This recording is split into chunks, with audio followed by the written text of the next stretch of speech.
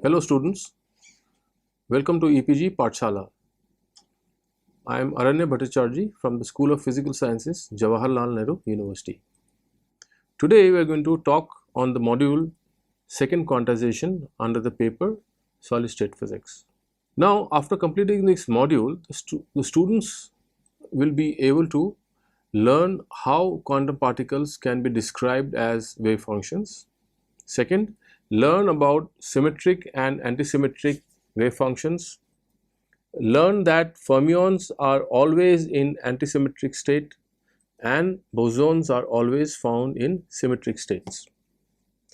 Also learn that two identical fermions cannot have the same eigenvalue of any operator whose eigenvectors describe the physical state. This is known as the Pauli exclusion principle. The object of many body physics consisting of studying interacting many particle systems of electrons and nuclei.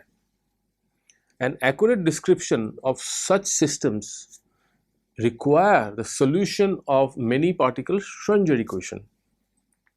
In principle, the n-body wave function in configuration space contains all possible information, but a direct solution of the Schrödinger equation is impractical.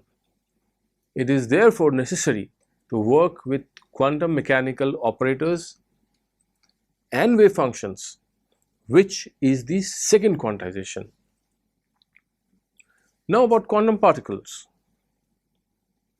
Quantum particles cannot be described using point positions and momenta, and they do not follow definite trajectories. Rather, they are described as wave functions, and when these wave functions overlap, they mix, so that if we make a position measurement and find a value in the overlap region, we cannot say if it is particle 1 that is there or particle 2 if the particles are identical. Now consider two spin half particles which are identical. Now suppose we observe that one of the particle has a Sz value of MAH cross and the other with MBH cross, such that MA is not equal to MB. The state vector after measurement can be written as the first ket vector as shown, with half MA and half MB, or we can interchange the positions half MB or half MA. Now under the heading of quantum particles, students, we now consider the quantum case. So the two state vectors which we had mentioned earlier in the quantum case are not physically equivalent. So you try to understand, students, the difference here now between the classical and the quantum case. Also note that the two ket vectors xi and alpha multiplied by xi as shown are physically equivalent for any complex number alpha, right? But the expression that you see, the ket vector for the two particles being represented by half MA and half MB, is not equal to alpha times the ket vector with the two particles being reversed. That is, now the first particle being half MB and the second one being half of MA. So you understand the difference now between the classical case and the quantum case. So students, continuing with the study of the quantum particles, as we have seen that in the previous example, the dissimilarity between the classical and the quantum case, and keeping that in mind, let us construct the state vector in the following way. So this ket vector that you see here, again we take the case of two particles represented by MA and MB. So here the capital Xi, the ket vector, is equal to some constant c times the ket vector, that is half ma and half mb in the ket vector, plus c prime times the interchange of these two particles as shown, that is half mv first and then half ma later. So you see here that now we have something like this, that the total ket vector of the system consisting of the two particles is something like a superposition state, where the first is, as you see, multiplied by a constant c, and the second one the c prime, and which of course we know that the c and c primes are, we still have to determine them. Now the above state vector that I have just mentioned can be made to satisfy a condition which we had mentioned earlier. Ket vector, the new ket vector rather, is equal to alpha times the ket vector by interchanging the particles. So the earlier ket vector was not able to do that. We were not able to satisfy this condition. So we made this new one, and this new one can be made to satisfy this condition, the second equation shown in this slide. Now that we have constructed the ket vector and that we want that the ket vector should satisfy the condition that the capital Xi, the ket vector consisting of two particles, should satisfy that this new ket vector should be equal to alpha times the ket vector with the particles interchange. For that, what are the conditions? And these conditions is being imposed on these constants c and c prime. Remember that. So we have to choose the values of c and c prime in such a way that this condition is satisfied. So this requires that c should be equal to alpha times c prime should be equal to alpha times c. So this implies then c prime is equal to alpha square c prime. So this means that alpha square is equal to 1 or alpha is equal to plus minus 1, or in such a situation then c is equal to plus minus c prime. So you see that very nicely, by imposing this condition we can satisfy the condition which we had previously mentioned, or rather we could say that if we want to satisfy that condition which we had previously mentioned, then the c and c prime in the new ket vector should be satisfying this condition, that c is equal to plus minus c prime. Now as you can see from here that there are two possibilities, that c can be equal to plus c prime and c can be equal to minus c prime. Well, obviously this gives rise to two possible conditions then. So the above analysis generates two possible physical states, right? So that is, in the original new ket vector that we had actually introduced, that now becomes two different physical states corresponding to c equal to plus c prime and corresponding to c equal to minus c prime. So explicitly then, as we see in this case, that these two distinct physical states, one of them is called a symmetric state and the other is called an anti-symmetric state.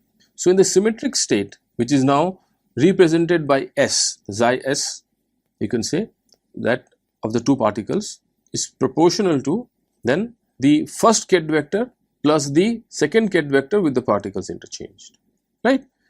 Anti-symmetric case, which is now the subscript a, as you can see, tells you the first vector minus the second ket vector with the particles interchange. So you see that this analysis then for the quantum particles generates, for two particle case, two possible symmetric and antisymmetric states. So students, let us now discuss the Pauli's exclusion principle. First, the fermions, which are particles with half integer spin such as electrons, protons, positrons, etc., are always in the antisymmetric state, and bosons, which are particles with integer spin such as photons, phonons, helium-4 atoms, etc., are always found in symmetric states.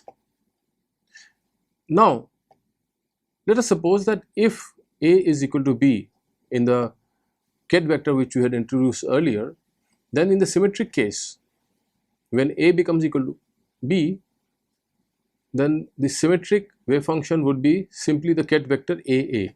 But on the other hand, the antisymmetric ket vector would be equal to 0. Thus, for fermions, two identical fermions cannot have the same eigenvalue of any operator with eigenvectors describe the physical state. This is known as the Pauli exclusion principle. Now, what about permutation operators? Consider two distinguishable quantum particles and an operator omega, whose eigenvectors will be used to characterize the states of the two particle Hilbert space. Suppose we perform a measurement and find the particle 1 has an eigenvalue omega 1 of the operator capital omega, and particle 2 has a value omega 2. The state of the system would be after the measurement. This, that is the ket vector, will be simply omega 1 omega 2 ket vector. Now let us define a two particle permutation operator P21 and let it act on the ket vector omega 1 omega 2. As a result, when P12 acts on the ket vector omega 1 omega 2, what happens? The omega 1 and omega 2 are interchanged. That is, now the ket vector will become omega 2 omega 1, not omega 1 omega 2. So continuing our discussion on the permutation operators. Now if the particle were identical, then the physical states can be written as symmetric as well as antisymmetric combination. Now you remember that we had discussed this, a case of symmetric and antisymmetric combination. So as you can see, these two equations, the first one with the subscript s in the ket vector is proportional to a ket vector omega 1 omega 2 plus the ket vector omega 2 omega 1. So this is basically the symmetric case. In the antisymmetric case, which is the second equation represented by this subscript a, is proportional to the ket vector with omega 1 omega 2 minus the ket vector omega 2 omega 1. Now let us see the result of the action of the permutation operator, which we had introduced earlier, on the symmetric and antisymmetric states. So P21, when it acts on the symmetric ket vector, nothing changes. The symmetric ket vector remains the same, which is of course very obvious, as you can go back to the first equation and see that the two ket vectors which we had written, if we interchange the two, everything remains the same. Now on the other hand, we apply the permutation operator P21 on the antisymmetric state, we get minus the antisymmetric state. Again, going back to the second equation above, we see again, which is quite obvious, that if we interchange, negative sign is introduced in the front. Thus, the fermionic states are eigenstates of P21 with eigenvalue minus 1, and bosonic states have eigenvalue plus 1. These are the allowed eigenvalues of the operator P21. Now students, let us discuss about the n particle states. For an n particle system, there will be n total permutations of the particles, where if they are identical, give rise to n non-equivalent states. Thus we can construct state the ket vector phi s for bosons symmetric and the antisymmetric ket vector for the fermions.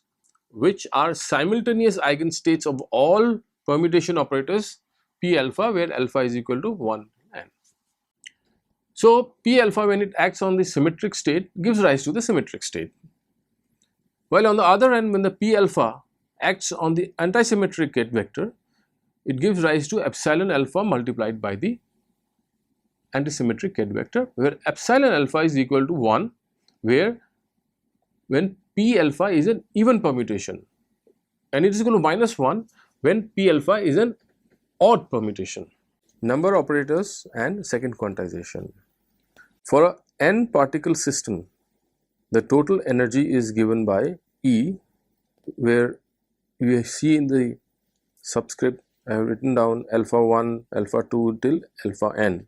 So, this is an n particle system.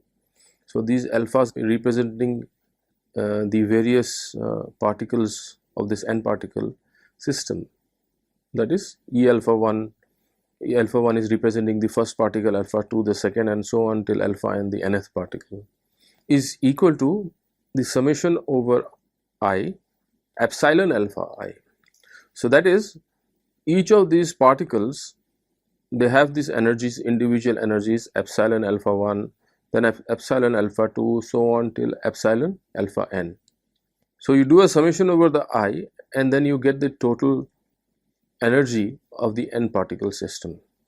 Now, let F alpha be the number of particles occupying the state alpha.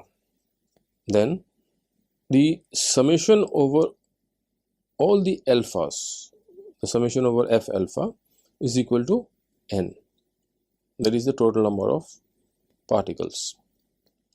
And then E subscript F alpha would be equal to summation over alpha F alpha multiplied by epsilon alpha. So, you get the point. You see the first equation and compare the last equation, you will see the difference. That is, the first equation is a summation over the i's, saying that the sum of the total energies of these n particles is added up, and then you get this E, alpha 1, alpha 2, or so on. But on the other hand, if you have a distribution that you have certain number of particles occupying this certain state alpha, then you have to multiply this number of occupation F alpha by that energy epsilon alpha, which is very straightforward and simple. Number operators and the second quantization. Now, for many particle states, as we see that we can write down the Ket vector like this, F1, F2, F3 and so on. So, this F we are talking about, F1, F2 and so on, we had already sort of introduced it earlier. There is F1 is the number of particles occupying the state alpha which is equal to 1, then F2 is the number of particles occupying the state which alpha is equal to 2, and so on. Now, these number of particles which are being occupied in the respective states alpha, for bosons it takes 0, 1, 2 and so on. These are integers. So, when we have a bosonic annihilation operator B alpha acting on this Ket vector, that is B alpha acting on the Ket vector F with F1, F2, F3 and so on alpha, F alpha, then what happens is that it gives you this expression where under root of F alpha multiplied by a Ket vector, in which you notice that the F alpha is not alpha F alpha anymore, but F alpha minus 1. So, that is the annihilation operator B alpha acts on the state alpha, so that F alpha becomes F alpha minus 1. So, one particle is reduced in the alpha state. Now, on the other hand, in the next equation you see that B alpha dagger, that is the creation operator acting on the same Ket, will give you a different result, then is equal to under root of F alpha plus 1 multiplied by a Ket vector, where you get to see, and compare this with the previous one, that F alpha now is changed to F alpha plus 1, that is creation operator now acts on the F alpha and it creates one particle, that is F alpha is no longer F alpha but F alpha plus 1.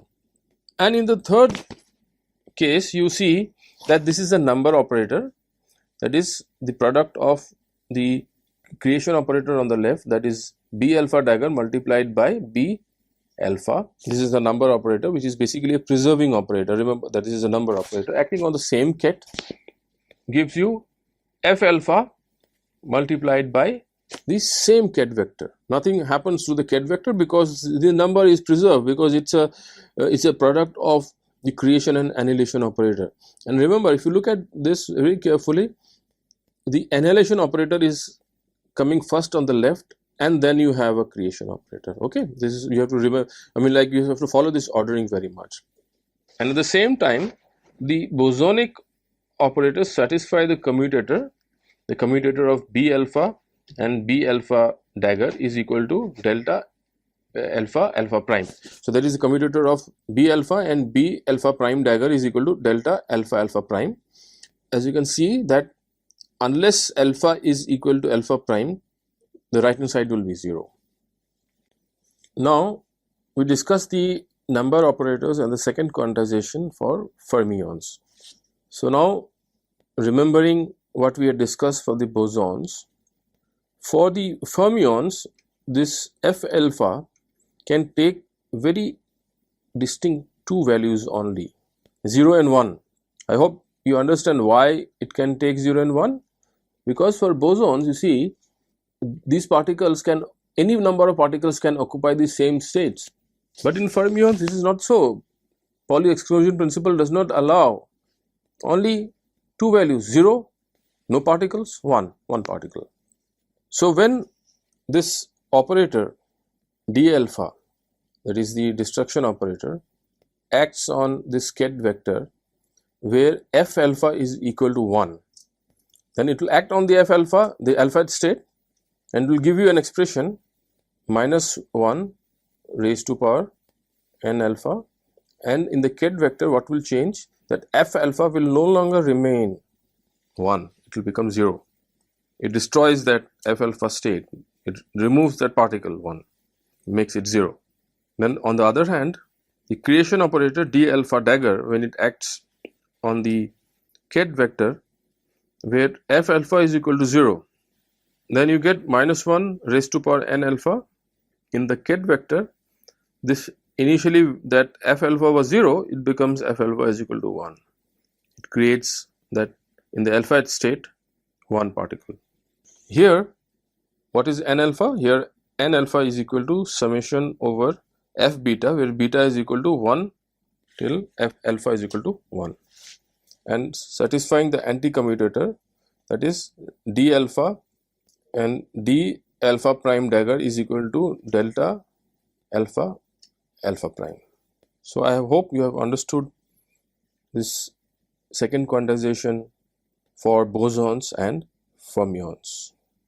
So students, let us see that what we have learned in this module. Quantum particles cannot be described using point positions and momenta. Quantum particles can be described as wave functions, and when these wave functions overlap, they mix. Fermion particles with half integer spin, such as electrons, protons, positrons, etc., are always in an antisymmetric state, and bosons, particles with integer spins, such as photons, liquid for helium, atoms, etc., are always found in symmetric states. Two identical fermions cannot have the same eigenvalue of an operator whose eigenvectors describe the physical state. This is the Pauli exclusion principle. Fermionic states are eigenstates of the permutation operator with eigenvalue -1, while bosonic states have eigenvalue +1. Thank you.